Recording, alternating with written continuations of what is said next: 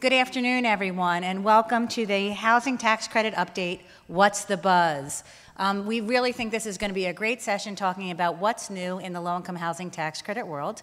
This is the last session of the day, and we hope you've enjoyed the conference so far with all of the speakers, the comedian lunch, and everything that you've learned. And we're hoping that this will be a great springboard for you to have, come back tomorrow and have a great day. With me now today at this panel, which is a really great group of experts who have all come up here from the Washington, D.C. area. So we have brought national expertise here to Pennsylvania, and we're really thrilled to hear where the tax credit industry is, where we will be going, and what's hot right now. My first speaker here with us today is Molly Bryson. Molly is an attorney with the law firm of Ballard, Spahr. Molly represents investors and also developers in the low-income housing tax credit world. To my right is Jennifer Schwartz.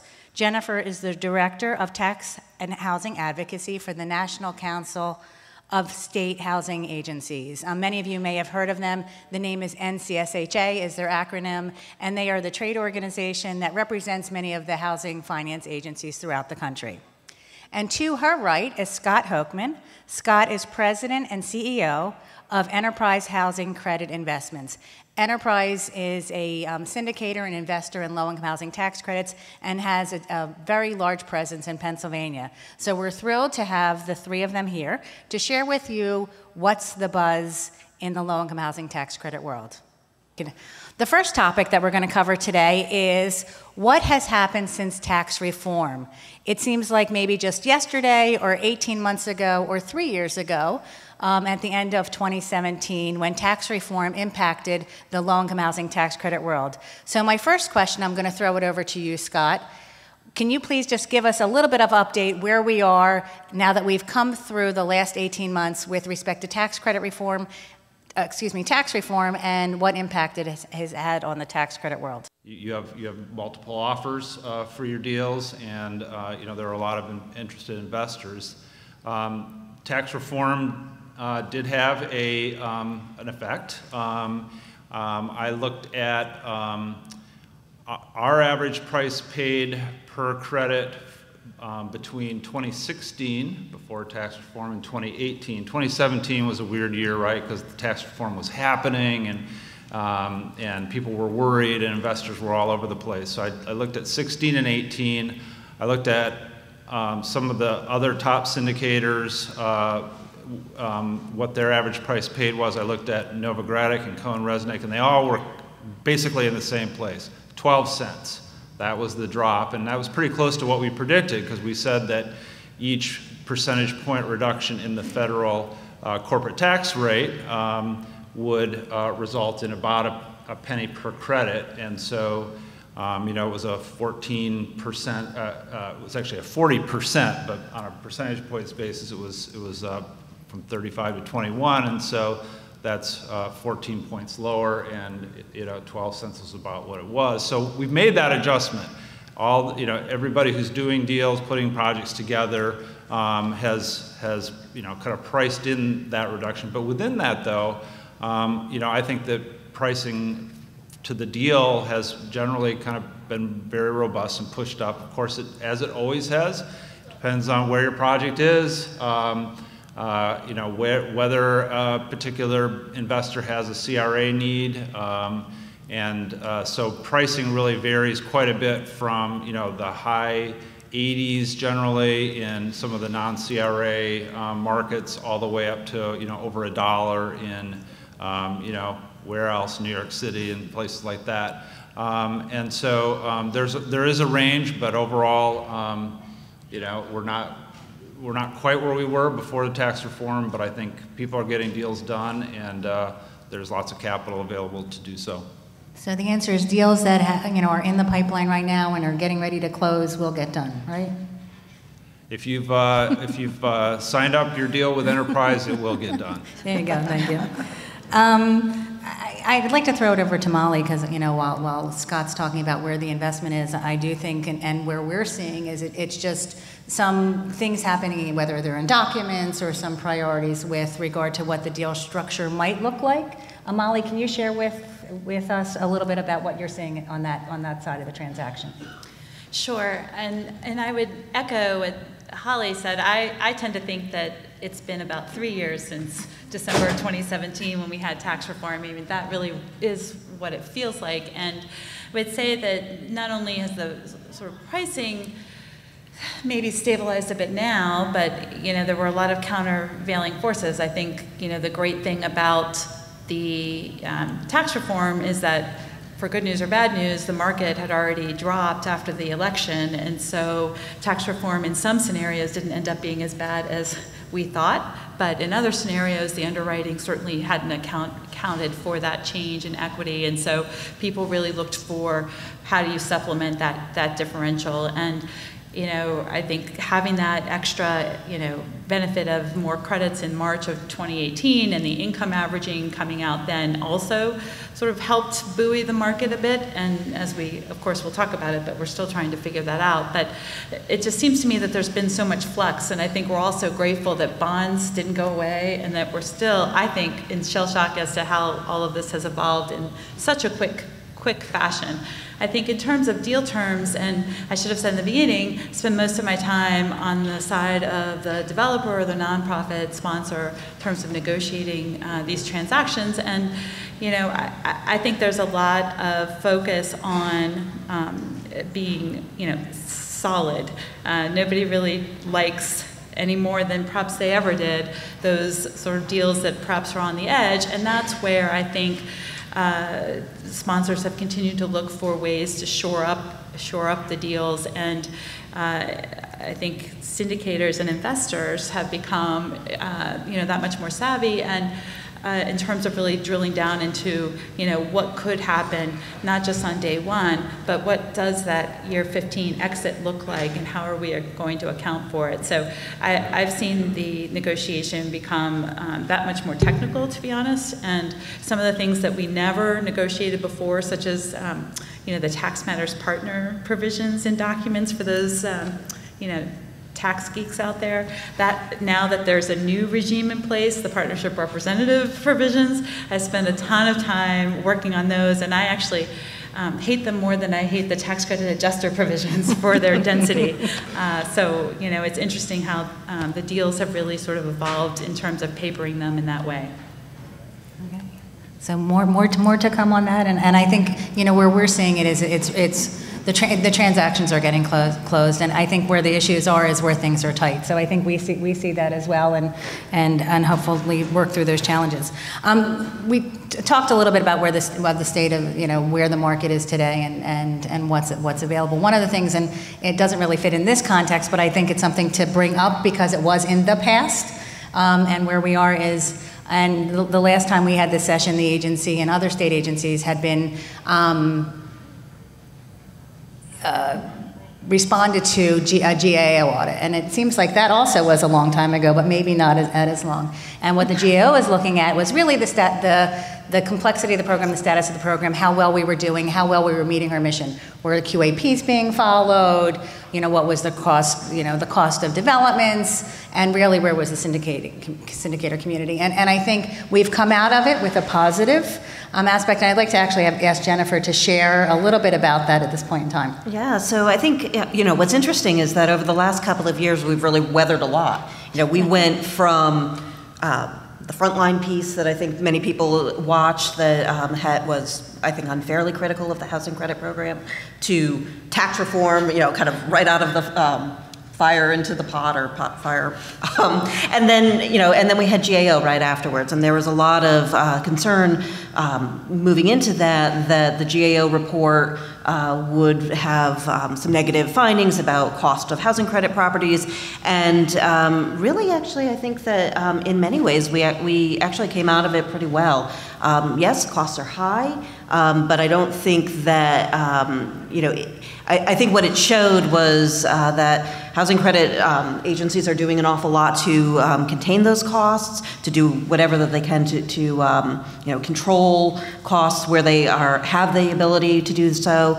I thought the GAO was very fair in the analysis, and overall, I think we looked good coming out of that. NCSHA did a report that came out right around the same time as the GAO report, working with a number of syndicators, including Enterprise, to also do an analysis of housing credit costs, and also looking at what information we were able to get about the private market. And it appeared from that analysis that housing credit costs were actually pretty much in line with the private market. And so it just goes to show that even with the added regulatory issues that we all have to deal with the housing credit program, we're doing a pretty good job. And I felt really good coming out of it that we're able to survive a lot of things. As Molly had mentioned, the threat to bonds in tax reform was probably one of the biggest threats to the program that we've had in quite a long time, probably since the 90s when there was proposals to sunset the program. And what's interesting is that we've come out of that, and actually, if you look across the country, states are doing more and more bond deals, more than they ever were in the past. We're making a lot of use of the private activity bond cap, and a number of states are starting to come up against their bond cap, which is interesting and different than what it was even 5 or 6 years ago. Now, and I would like to echo that, and I think the work that the other states do as well to keep the program robust and really looked at. And I think where NCSHA helps us along is that there are actually best practices that states are looking to fostering and actually improve with some recommended practices. And I think that also is helping to rebut or keep the defense line, I guess, with respect to the program. Yeah, so NCSHA has had best practices in housing credit administration for a long time now, since the 90s, but we redid all of those recommended practices in 2016 and 2017, so now came up with a new set of recommended practices that covers really the breadth of the housing credit program, everything from the QAP process and allocation to everything that goes on the compliance side. And while states don't necessarily adopt those practices exactly, they usually make sure that those practices work within the framework that makes sense for that state. It helps to kind of have those out there, and I think that it helps us not only from making things work at the state level, but also being able to advocate that this is an industry that sets very high standards for itself and lives up to those standards. Yeah.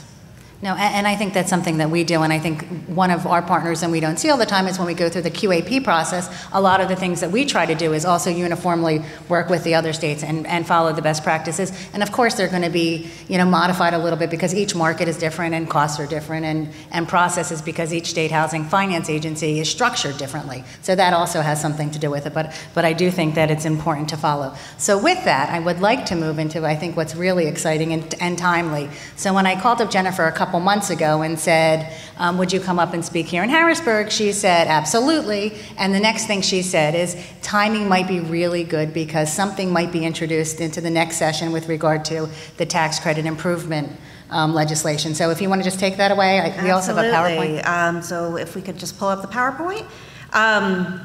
So we're really excited because in the next couple of weeks, we're going to see legislation come out, the Affordable Housing Credit Improvement Act. Many of you followed this in the last Congress, where we were able to get really wide bipartisan support for this legislation. It's a very exciting bill. I want to give you all an update as to where we are, since we're really gearing up for what's going to be a very big co-sponsorship campaign, and we're going to be asking for all of your help to get Pennsylvania members on board with the bill again this year. So the bill's going to come out in both the Senate and the House. Who you see before you are our Senate champions. We have Senator Maria Cantwell, who was the bill sponsor last year, is again going to be sponsoring the bill. Last year, Senator Hatch, who was the chairman of the Finance Committee, was our Republican lead. He has since retired from Congress, and so we have new leads coming on. And unlike a typical bill, you see 4 people in front of you, and that's because in both chambers, in both the Senate and the House, we're going to be doing a 4-lead introduction strategy, and so we have 4 people who are really taking ownership of this legislation, 4 people who are going to be taking responsibility for moving it forward, and so that's, I think, really good for us as a real powerhouse team, all Finance Committee members here. Senator Wyden was also a original co-sponsor of the bill last year. He is joining Senator Cantwell as the second Democratic lead on this. He is the ranking member of the Finance Committee in the Senate. And then Senators Isaacson and Senator Young are going to be our two Republican leads in this Congress. Both of them were co-sponsors of the bill last year. Senator Young is actually new to the committee, and they have tentatively agreed on this. They're just dotting all the I's and crossing all the T's on the draft, on the final draft, but we do expect that they are going to be our leads this year. Unlike in previous years where you kind of have a, Cantwell Hatch, that's what we called the legislation last year, all four of these are taking equal leadership responsibilities. So Senator Isaacson is going to consider this to be his bill. Senator Young is going to consider this to be his bill, and so you might hear it said as the Cantwell, Isaacson, Young, Wyden in any order Easy. legislation. Yeah. Affordable Housing Credit Improvement Act, the housing credit bill. And then in the House, we also are going to have four leads. Representative Del Bene, who is also from Washington, is going to be the lead sponsor on the bill, whose name you'll see at the top. Last year, this bill was originally the T-Berry-Neal legislation, and then later the Curbelo-Neal legislation after Representative T-Berry retired, and then Representative Curbelo lost his re-election. Of course, House switched to the Democrats being in control, which meant that Representative Neal became the chairman of the Ways and Means Committee, and as is typical with when that happens, chairmen often take important legislation and give it to somebody else on the committee to run with it just because of workload. Chairman Neal is still a huge supporter of the housing credit program, a huge supporter of this legislation. He has asked Representative Del Bene, who has been a longtime supporter of this bill as well, to really take that leadership role. And she is going to be working with Representative Beyer from Virginia, who's one of the new Democrats on the Ways and Means Committee. And then on the Republican side, we're really excited about the folks who are going to be leading there. Representative Marchant from Texas has also been just a huge supporter of this program, was a co-sponsor last year, as was Representative Walorski from Indiana. And so, we're just can't be more thrilled with the group that's going to be leading the charge in both chambers. So, I realize I cannot see that far away. This is just some of the things, some of the general goals of the legislation. Obviously, increasing housing credit resources, really critical, both a cap increase as well as increases on the 4% side through a minimum rate. We'll talk about that a little bit later. Preservation, really, really important. There are a number of provisions in this bill that are going to support preservation efforts. We are 30 years into the housing credit program, plus we do a lot of preservation work for other HUD programs or USDA programs with the housing credit. So there are a number of things that make preservation easier. It also is going to facilitate development for some of the harder to reach populations like extremely low income households, people in rural areas, Native American communities. So that's another big goal of this legislation. Strengthening state oversight. I really think that that's important. There are a number of things in there that give the states a little bit more flexibility on the oversight side of things that I think are really important, and then just providing other flexibilities, simplifying program rules, streamlining. So those are just kind of our general goals for this bill. So this is a really big piece of legislation, and Scott and I can talk about some of these new provisions. What you need to know is that if you were familiar with the bill last year, everything that was in the bill last year is going to be in the bill this year, with the exception of income averaging, because that is the piece that we got done. So that comes out, and then we have a whole bunch of new stuff that's been added in, and that's really the reason why it's May and this bill is coming out now is because we've been working through a lot of new provisions that make this even a stronger bill. I can go through these quickly. Scott and I can answer any questions that you all have about them. First big difference between last year's bill and this year's bill is that the cap increase is in both the House and Senate versions. Last year it was only in the Senate version, and the House had everything else but not the cap increase. This year we have the cap increase in both, so that's a huge victory just from the starting gate. Also, the cap increase is a little bit bigger this year than it was last year, and that's because we decided to build that 12.5% increase that we got in the appropriations bill in 2018, or the 2018 appropriations bill that happened in 2019. Did I get that right? I mixed it around. Yeah, last year. Last March. The appropriations bill from last March. Yes.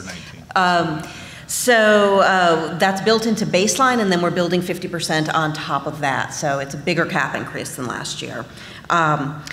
We have a new provision that just adds income averaging as a minimum set aside over on the bond program. If y'all remember, we got income averaging as a minimum set aside for the housing credit program. There was a lot of questions as to, well, could you do this with bonds for 4% deals? You can, but you have to satisfy 2 minimum set asides right now. We're going to make that easier and just say, check, you can do income averaging on for both programs.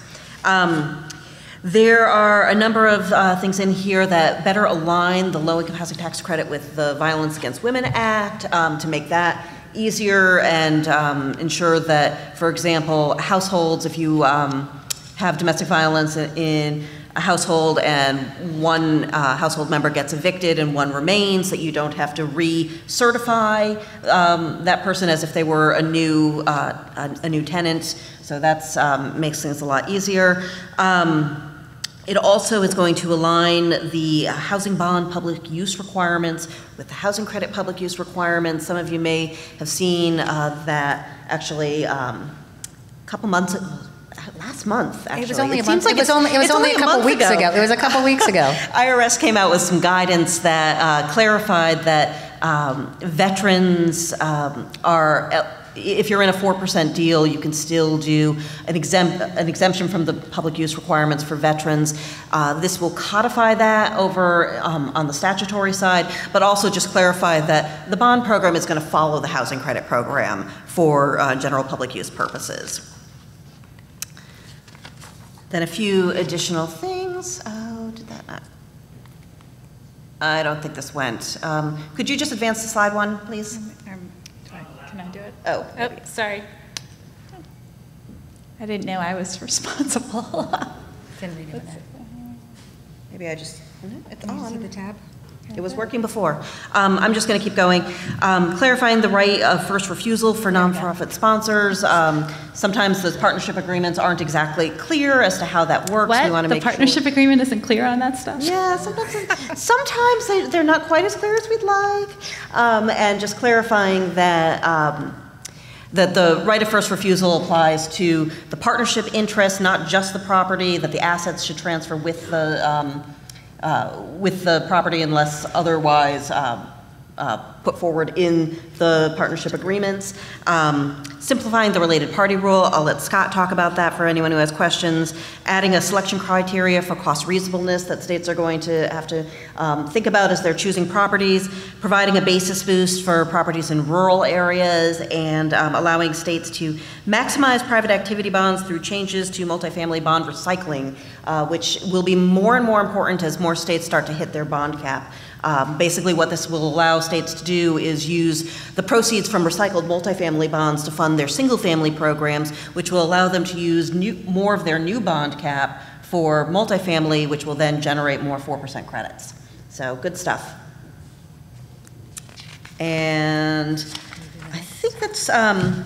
So this slide is a really good slide, and I think it's really important. And you can add, the biggest thing we want you to do is actually help us to encourage those who previously co-sponsored, both in the House and Senate, this bill. And also, and I think we do, I know with all of the groundbreakings, ribbon cuttings, every event that happens almost daily, I think, when we look at our schedules the last couple months, make sure that you invite your congressional delegation and your local delegation, because it is really important because, and you know it and we know it, but make sure they know all the work that we do. So I know that that's what's on that slide. Absolutely. I think, join us in our advocacy efforts. That's what we need.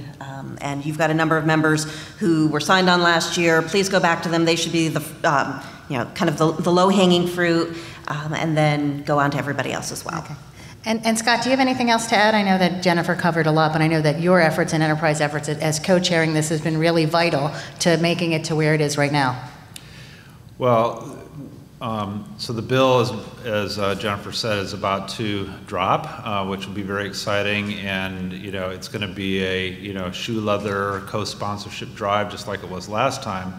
One question that comes up, of course, is how do we get this enacted? And as you know, tax legislation doesn't really move on a standalone basis. It gets attached into a larger bill, and so will there be such a vehicle that we can attach to? And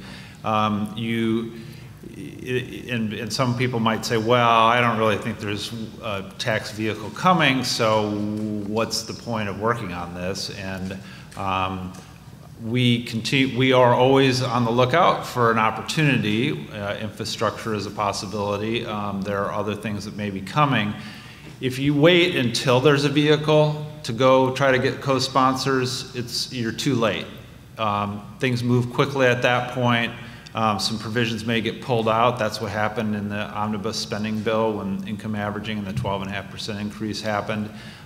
So I just want to underscore how important that very basic block and tackle co-sponsorship drive really is to setting up the broad bipartisan support for the bill, so that that's then what our champions can point to when there is an opportunity to advance, hopefully the whole bill, but if not, maybe some provisions in the bill, is you got to have all of that in place. So the time will be now, as soon as the bill is out, to be getting those co-sponsors lined up.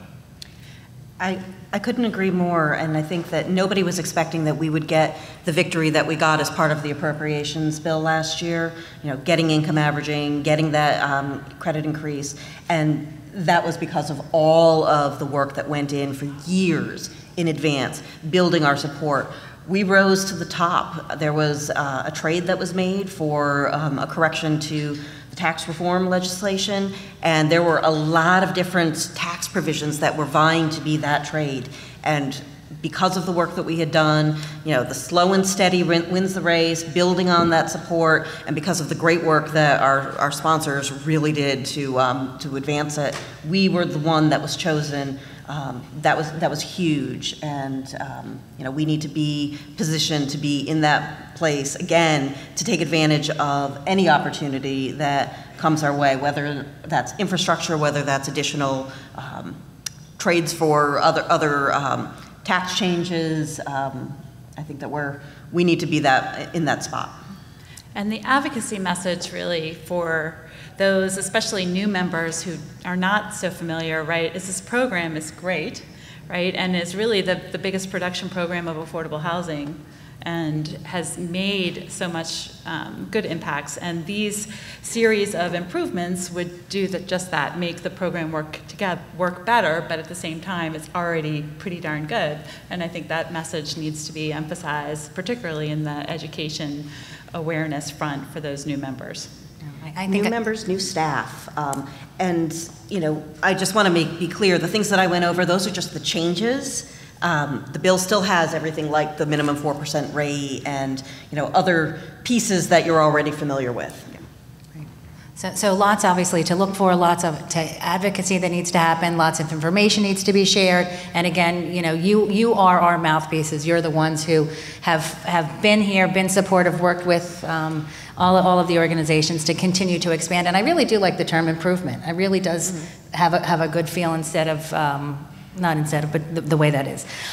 So we're still I'm looking at some of the questions that we prepared in advance, and one of the things it seems we're still in the tax reform legislative mode, and one of the next topics, and I do want to just cover it briefly in this session, in case some of you are not able to attend the 10:15 session tomorrow on opportunity zones, because that is, many of you may have been on, I call it the new shiny nickel, or penny that everybody's looking at, as enhancing some of the affordable housing opportunities in many areas throughout the country and obviously the Commonwealth. So Molly, I think you're on the panel tomorrow, and so maybe you can just give a little bit of cliff notes on where you are and where you see activity and where you see how this can marry up with some of the things that we're already doing throughout the state.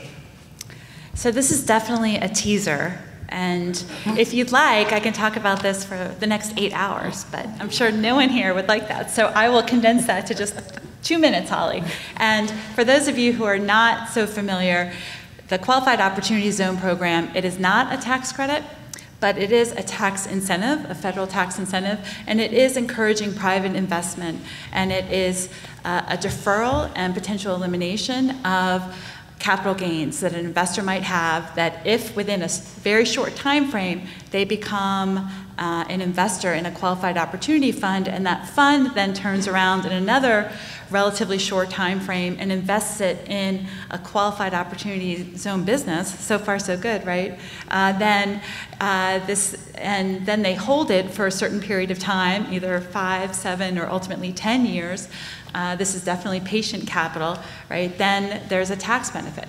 But what I think all of us up here, and we like to focus on, what is the impact? This is potentially more equity into areas of our communities that need an injection of private capital. And that is where the community development advocates really need to be vigilant about it, because right now there's no requirement that there be any measure of, have the jobs increased in this area, has the income average increased, anything like that, but we are expecting that some of that will happen, and certainly we want that to happen. And I think those of us that are interested in housing, affordable housing, workforce housing, can look at this, and should look at this, quite frankly, as a potential tool. It's not going to work for everyone and in every context. There's lots of information out there and a lot of people talking about it, and I will say that just to give a little plug to NCSHA and Enterprise too, but NCSHA has an Opportunity Fund Directory which has been keeping track of funds that they know, and because I'm shouting them out because I'm going to use a few statistics, Jennifer, from there, just to give some evidence as to, so far, the announced funds that are in existence, by and large, they are focused on commercial development, housing, multifamily housing, and that includes affordable and workforce. And the trick, and we'll talk about this more tomorrow, is combining, the Qualified Opportunity Fund program requirements with other program requirements like the low-income housing tax credit. And I choose to be optimistic about it. I think both programs have very specific and distinct and sometimes unforgiving requirements, but I do think that there is a way to marry them, and I think that as we sort of evolve in this program, and again, this program is only a year and a half old, and in fact, it's not even been a year that all of the states have identified all of their opportunity zones, so we're still learning a lot. But I would say that the first thing I say to anybody who's thinking about developing housing is, have you checked, is your property in an opportunity zone? Because it could increase the value if you want to sell it, and it could be a potential sweetener for anyone that is interested in looking into the deal. So I'll leave that teaser there. So tomorrow, 10:15, you know where you want to be. I'm going to ask Scott where Enterprise is. I know that they're active, or you're active in that space. If you can share where Enterprise is, that would be great. Yeah, so Enterprise has been involved in several levels with opportunity zones. One is on the policy and advocacy front around the issue that Molly and Holly reference, which is that the way this ultimately got passed during tax reform, there are very few guardrails. There's no, there's really nothing in the program to ensure that it actually benefits the communities where money is invested, and there are a lot of concerns that it becomes a tool to accelerate gentrification and displacement in certain communities. So we're very concerned about that. That's, I think, an area where states can help drive that with other incentives to make projects work that actually are creating benefits. So we're also involved with the Opportunity Fund, capitalization and financing in two respects. One is on the non-housing credit side of things. So we're raising an Opportunity Fund that will do mixed use, mixed income development that is not tax credit driven. And that's probably been the biggest focus. We are working on several transactions that would combine housing credits and the Opportunity Zone benefits. One of those is seems to be getting close to being ready to close. We have an investor that is very interested in helping this to happen.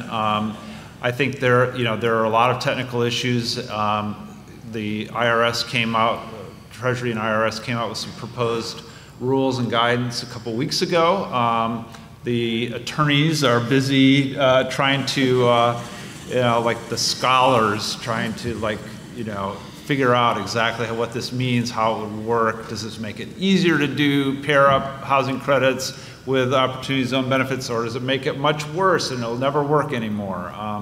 It's kind of all over the map, and I feel a little bit in reading some of this stuff like someone who is just coming to housing credits must feel, right, about what? I just read this twice. I have no idea what this is saying. So that's a little bit how I feel around it. We make things very complex, and the opportunity zone piece is no different, even though the basic concept is rather straightforward. So we're trying to figure it out, and I don't see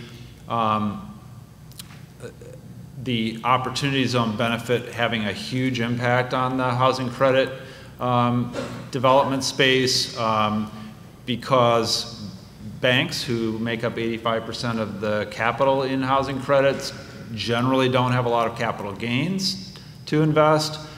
They are also CRA driven, and so they're really willing to take lower yields than say an insurance company that might have capital gains but also has higher yield requirements. So very early on, a year ago, we were getting calls from state agencies saying, well, so how much can I increase the price in underwriting a deal that's in an opportunity zone? Can I add 8 cents to the basic underwriting assumption about the price?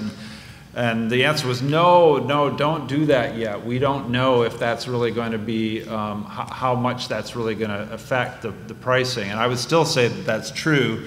So while there's going to be places where this hopefully does work, and I share Molly's optimism that we can figure out how to enhance some deals with opportunity zone motivated capital. I think that it's not going to revolutionize the housing credit market.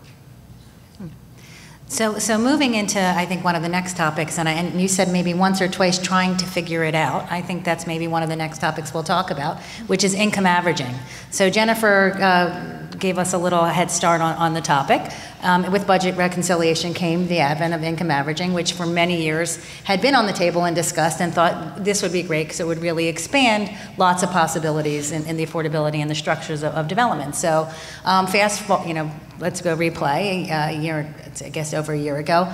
Everyone was asking PHFA, other states, what are you doing with your income averaging? What policies are out there? How are we going to do things? And we do have a set policy. It's available on our website. And, because we're, I think, in this space of still trying to figure it out a little bit, we really tried to do a more conservative approach on how we would implement income averaging. So again, feel free to ask any questions you have about that. With PHFA, we decided not to go retroactive to projects that were placed in service or were already under development, but go prospectively. We do have some projects that are coming in for 2019, 9% credits and 4% that we're underwriting utilizing income averaging. So we're still trying to figure out what that means on the compliance side. So with that, I'm going to throw it over to Jennifer, and maybe you can give us a little bit of guidance on where things are with both HUD and IRS on this issue. Well, I think with income averaging, we were all kind of like the dog that caught the bus. When we were talking about what we were going to get in the appropriations legislation, when we were able to get the 12.5% increase and income averaging, we had been pretty focused on cap increase. What are we going to get? How, for the 4% minimum rate. What kinds of things? And suddenly, income averaging almost came out of the blue, and a lot of that had to do with the work that Senator Wyden actually did, and also Representative Curbelo when he was in Congress. Were able to kind of get that, it kind of squeaked right in. And, it was interesting because not only did it squeak right in, but it squeaked right in and said, okay, effective as of the date of enactment. And we were all kind of like, oh boy, we've got income averaging and we've got to make this work. And I think that states have been putting out policies, working with the information that we have from the statute. What we don't have yet is any guidance from the IRS. However, I think that, and when we first got it, we thought, well, we're not going to get guidance from the IRS for a long time. Now, the IRS every year puts out what's called their priority guidance plan. It's kind of their list of things that they want to get to that year. It's a July to June 30th document. It was actually part of the priority guidance plan last year was to do guidance on income averaging. We don't have it yet. But IRS is looking at this, and I expect that they're going to be putting something out at some point. We'll see how long that takes. That might provide a little bit more certainty. But in the meantime, we are moving forward with income averaging, and there are a number of deals throughout the country that are starting to get ready to be placed in service on income averaging, and I think it's really exciting. For those of you who aren't as familiar with income averaging, basically the concept is that developments can go up to 80% as long as the average in the development remains at 60% of area median income. There are a lot of compliance questions as to how that works and what is non-compliance. If you've got a property that you've got, it's a 30% unit that happens to be in this property, and you've got somebody at 32% of area median income who moved in and that was a mistake, what does that mean? Can you change the designation of that unit so long as the average remains at 60%? Is that unit suddenly out of compliance? So different states are looking at this in different ways, and I think we might get a little bit more information from IRS at some point as to how we can do this in a standardized fashion across the country. But overall, I think we are making our way with this, and I'm sure Molly can probably speak to I was going to throw it over to Molly well. next. Yeah, Molly, are you seeing transactions that are closing right now utilizing it, and are there any kind of best practices or things that you should be looking at, or developers and also investors looking at with respect to some of those compliance questions?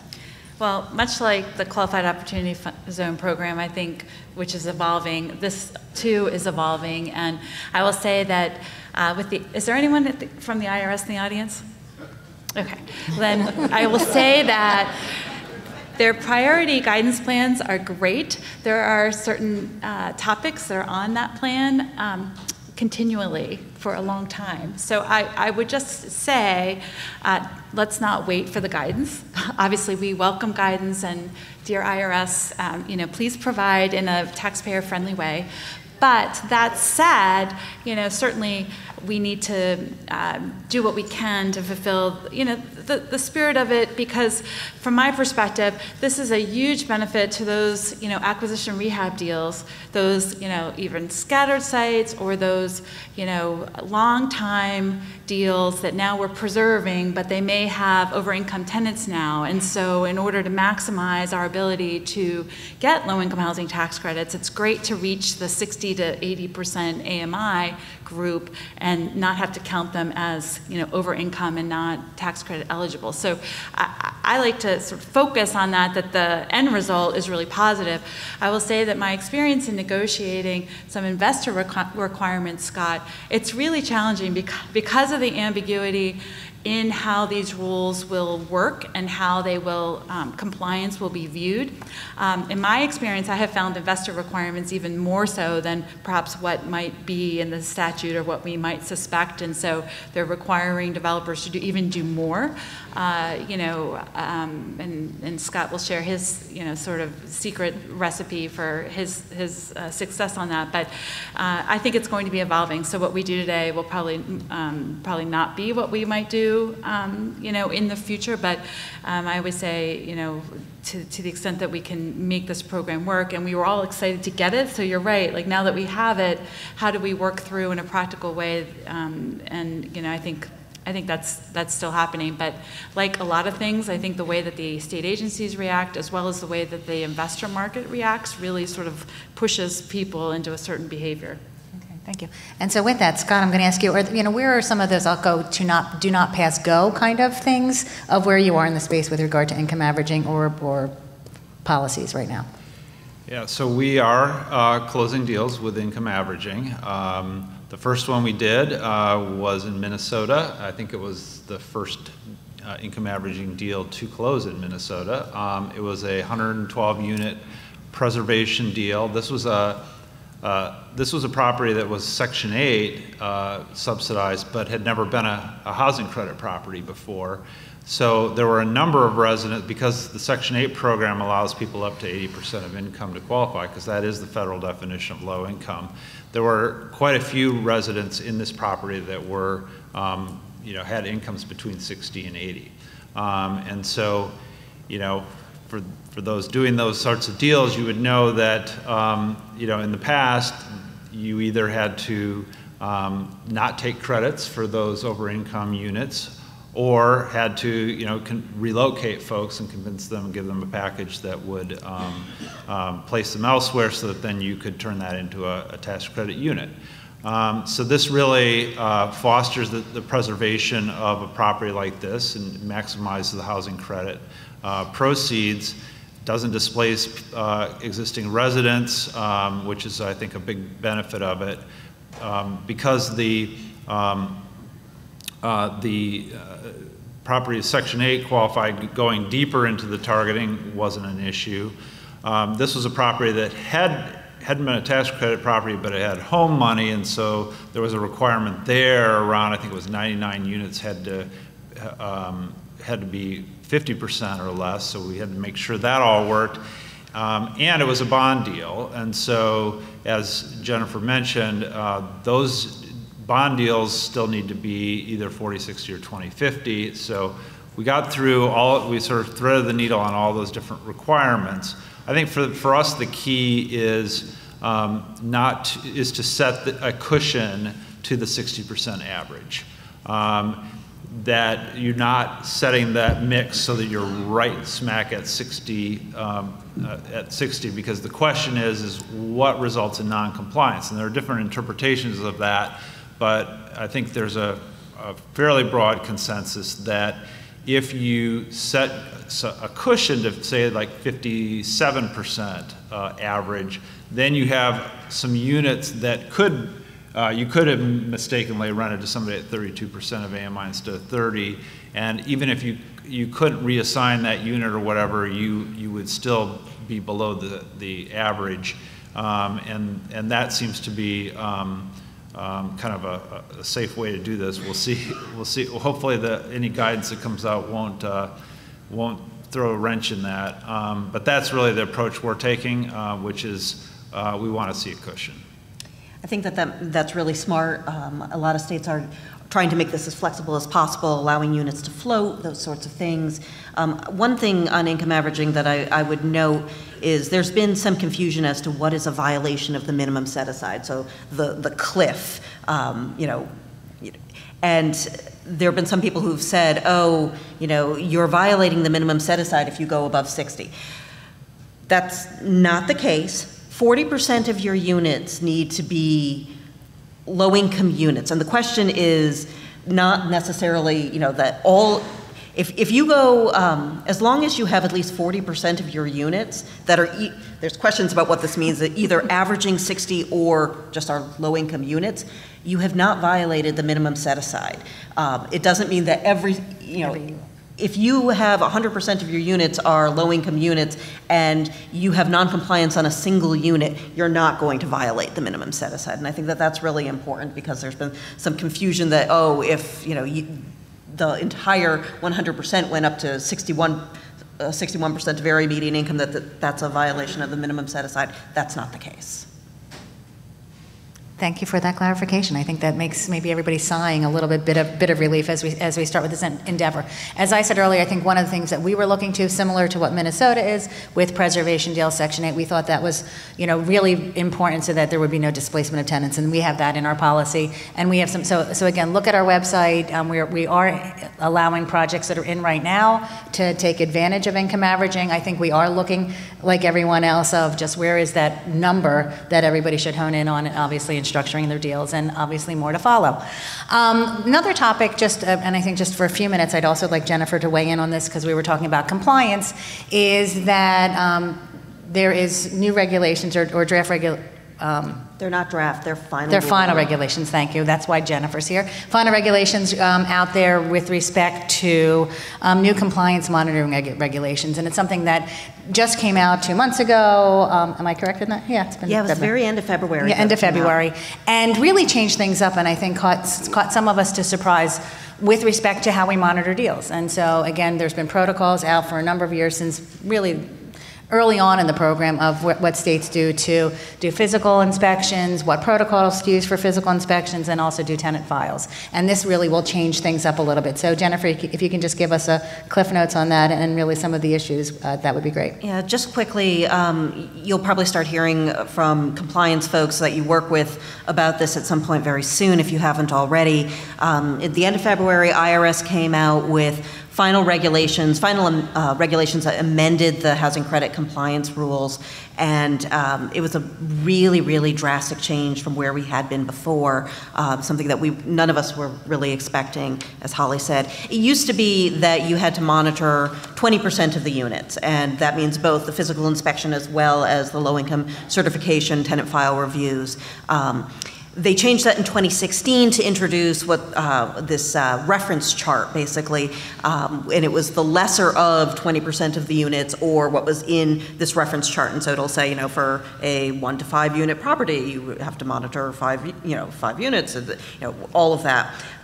What happened was in the most recent amendments that just came out, they took away the 20% threshold. So now we have just this reference chart, which means that for smaller deals, we are monitoring a lot more units than we ever had before. Now, the final rule was effective immediately. However, states had until the end of 2020 to change their QAPs to implement this.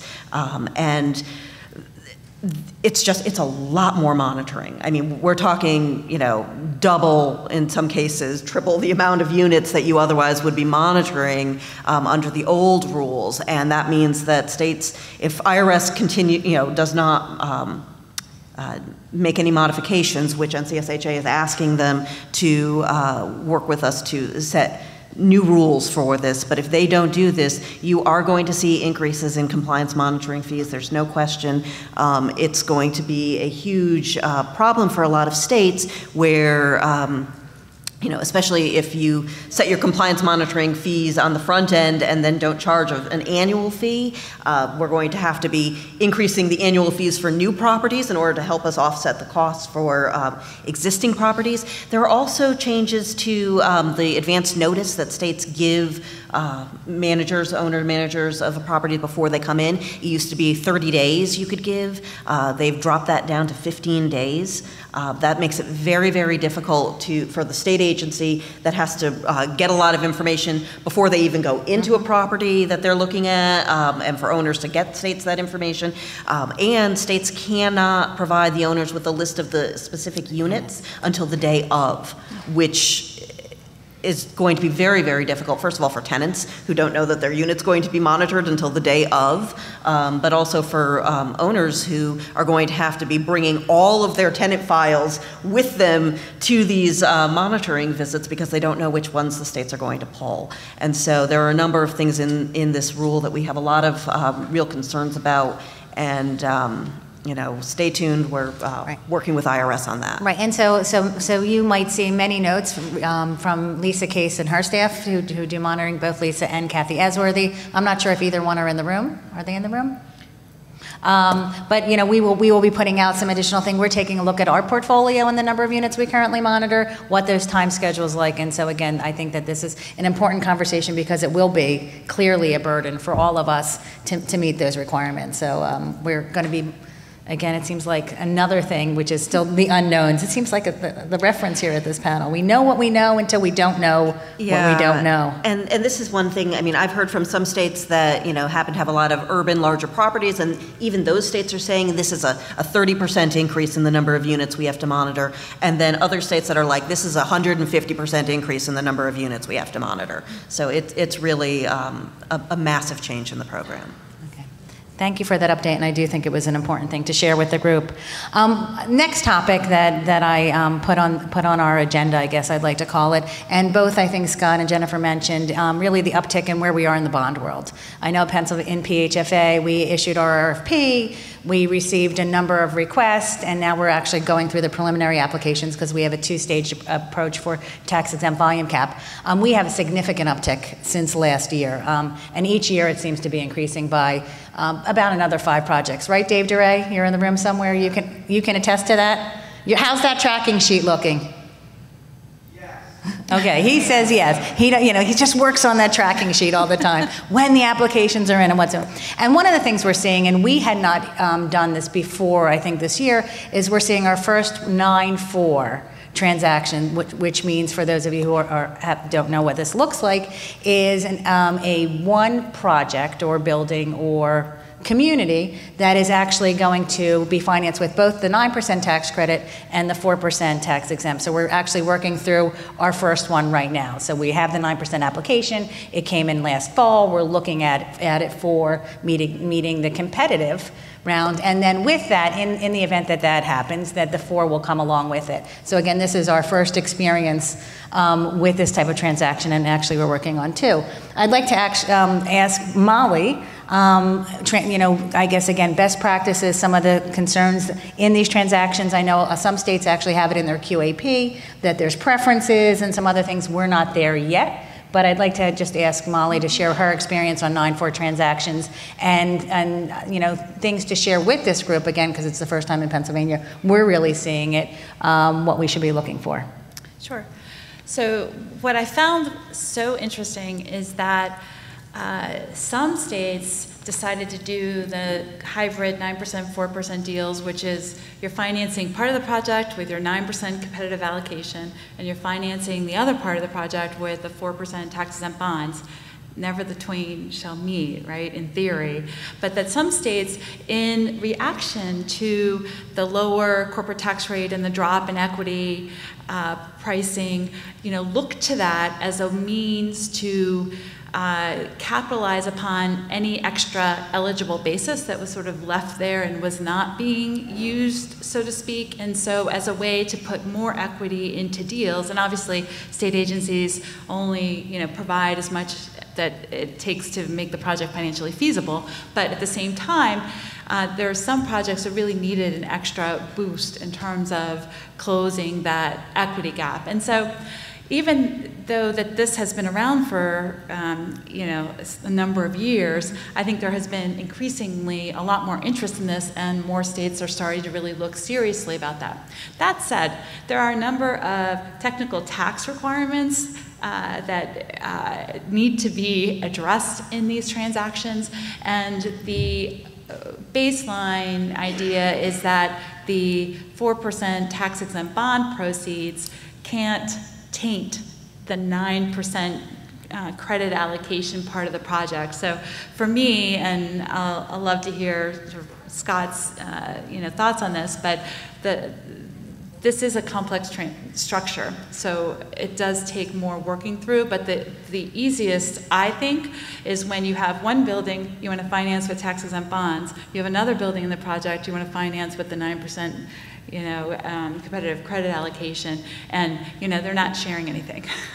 And so there are separate, the sort of the fiction bears out in reality that they're separate projects for this purpose, but it's sort of you're doing this all at the same time. So I will say, for those that aren't familiar with this, think seriously about it, know that it's more complex, but know that for the right circumstance, this may be the thing that really puts more equity into the project and allows the project to be financially feasible, whereby, otherwise you're looking at debt, and that might not be the answer. So I think this too is an evolving area, but just the fact that people seem to be embracing it more and more, and it's becoming more popular, I just can't help but think that, that's going to continue. So Scott, Molly Sure. asked you what your experience is, so it's really very nice job moderating, Molly. We'll ask what your experience is.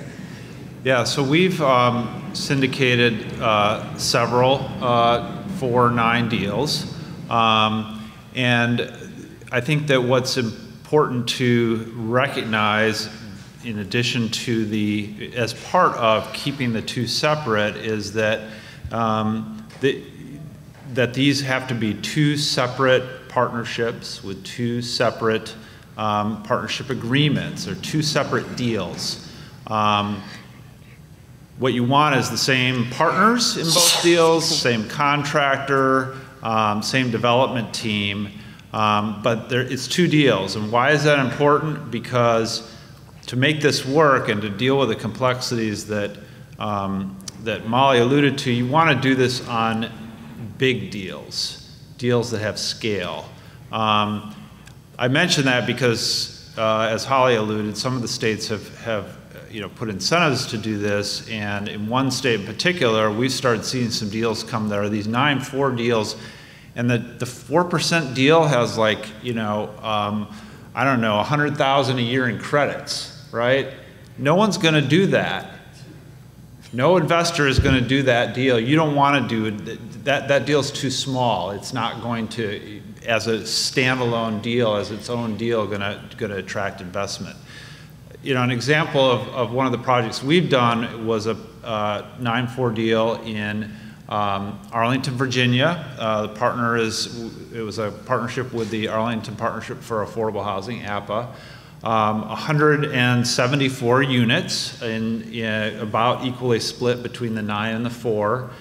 This is a $60 million project. Structured parking, some commercial space, some community space. So it has the scale that kind of makes this level of complexity make sense.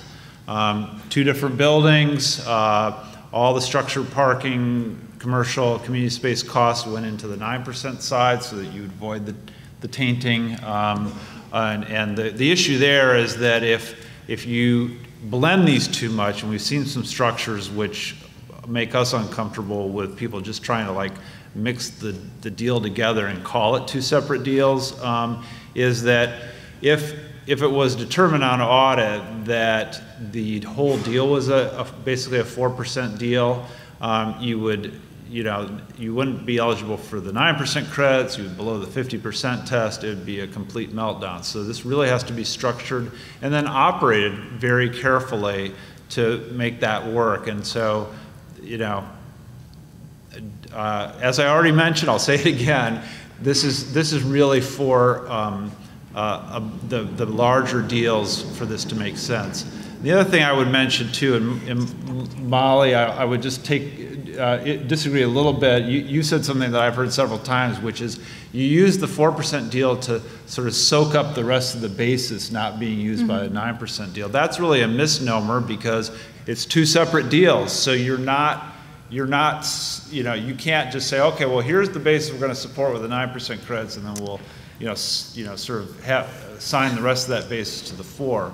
What the 9-4 does is really enables a bigger project to happen without the state allocating a massive amount of 9% credits to that deal, or as massive amount. So in this example, the deal in Arlington, the 9% side of this deal had a $2 million allocation. So it's a big allocation, but it would have been, basically double that if the whole thing had been a 9% deal. So it's a way for states to get more units done, given a given size, and some states have a limit on the maximum size of a 9% allocation. So that's really the benefit of doing this. And Scott is exactly right. In talking about making sure we observe the formalities of the two structures, I blended them together, so I apologize. Good point, Scott. No apology necessary. So I'm looking at my watch, and it says about 5 minutes left between the end of our session and the networking reception. So I wanted to actually, obviously, ask the group if anybody has any questions. Something burning. Charlie Lewis has his hand up right now. Am I right? Stand up, Charlie. He waited. You held that question the entire time. Can we get a mic up here in the front real quickly? If you can just wait for the microphone, that would be great. Come on, Dave, go. Run, Dave, run. Thank you. Actually, I was going to ask Holly what Scott just said. It sounds like with the combo 9 and 4 that you threw a lot of the site costs on the 9% side. Is there any requirement that you split them proportionally? Like if you have that 50-unit 9% and that 50-unit 4%, can you split? Do you have to split the site costs between the two, or can you throw them on the 9 side? Yeah, and I wasn't referring to site costs. It was really common amenities. That's where you have to be really careful. Even common yeah. driveways and utilities and. Ollie? And I'm going to look at Dave DeRay over there because he's going to, no, I'm teasing. I mean, I think we're going to look at it as close as possible as 2 separate transactions, especially for the 9 piece, because I think that that's where the issue is on what we're actually allocating out of the competitive pool. So I think we will be taking a longer look, and I know that Dave and Gail Scholl and some other folks are working on one right now. And I do want to echo, I think, what Scott said. I think one of the challenges we have, and many of you who practice in Pennsylvania, is we have a $1.25 million cap on the credits, which obviously does add to that, challenge with regard to the size of the project. So I think we're going to try to be reasonable, but I think we're actually going to say, where is this 9% and where is that 4%, and really look at them separately. Dave, what say you? What say me? I guess basically, I mean, as it relates to the amount of credits your project can take, obviously we want to put a limit on the 9% side. So you're, if you're going to do a large deal, and I do agree with the statement up there that it does really only work with, or it should only really be working with larger deals. On the 4% side, I mean, we're going to look at that as an individual project, so it's got to have its own operations. We're going to have to evaluate it for those operations, and considering the tests we run these projects through in terms of what kind of debt they can size and everything. I mean, at the end of the day, you're looking at really what amounts to 2 separate applications. So there is a degree of complexity, and as you operate it, just like what was said here, you have to be mindful of that. I guess we're going to see where all of this leads, but I mean, again, you have to be mindful of it. It really is. I mean, I've heard the term twinning. I didn't hear that up there, but that's really what we're talking about here. And, a lot of people are talking about it, and we're working with it and working through it. Hopefully that's that. Thanks. And to the specific question about site improvements, there's really, you're doing this because your basis overall is too high, is way beyond what your 9% allocation can carry. So you prefer not to load disproportionate costs on the 9 side. The issue is that you have to be very careful not to disproportionately load things that are onto the 4% side that are actually 9% cost. So I think the site work, you'd assign those pretty much proportionately. It's just that the common spaces, which are both phases are using, the conservative way to do that is put them on the 9, even if you're now generating excess basis beyond what your $1,250,000 allocation could absorb. So I don't know if that answers the specific question. And I can't emphasize enough how very much facts and circumstances this is, and it has to pass the smell test. And so if you're sort of gaming the system and not attributing, ill intent to anyone, but if you're trying to sort of game the system and it doesn't seem like it's a right, if this one building shouldn't have all those costs that perhaps are more associated with some, the other building on there, there has to be some reasonable allocation. And that's why it's tricky, because, if they're physically not as separate, then it does become a challenge to sort of figure out, what is that reasonable allocation method. And one other nuance, no cross-collateralization of debt. That's right. So you can't have a lender come in and say, oh, okay, I'll just take, I'll just cross-collateralize these 2 deals to get my LTV better. Right. Okay. So I'm looking now, we have time for one more question. In the back, Lara. So just staying with the 4 and 9, so I'm wasting a question a little bit, but how are you, I don't see the true benefit in it, because the 4%, although it siphons off some of the excess basis, although we're not collateralizing or cross-linking them, you have huge then soft needs for that 4% deal, and where are people finding those, those soft deals, either in PA or in other states? Yeah, so, and this was new construction, this whole development. It's just that if you were to fully make this a 9% deal, you would need, a much bigger 9% allocation. So if you only say the maximum was 2 million, you're going to try to do 174 units. Well, then your soft cost need is even more, right? Because you've only got your sort of a set amount of credits and equity, and so the gap to your total development cost is even bigger. So this is a way to lessen, if you look at it that way, to lessen that gap by having half the project be a 4% deal. But yeah, on any bond deal, particularly a new construction deal, because of how much shallower the 4% subsidy is, which will be less once we get the 4% absolutely rate fix done, right? But there's typically more gap financing need there, particularly on a new construction bond deal. It's just, yeah. Helping a little. So with this, I'm now looking at my clock, and now we're 1 minute over. I really appreciate everybody's participation today. We had a couple of questions. I think the panel was terrific. Lots of information, lots of things we know, things we hope, things we aspire to. You'll probably hear it now, hear it later. Please, especially on the Improvement Act, make sure that we get that information out. Continue to rally the support whenever happens, when it happens. Be ready. I think that's what we heard from Rentalhousingaction.org. Exactly. Thank you all. Enjoy the rest of the conference. Thank you.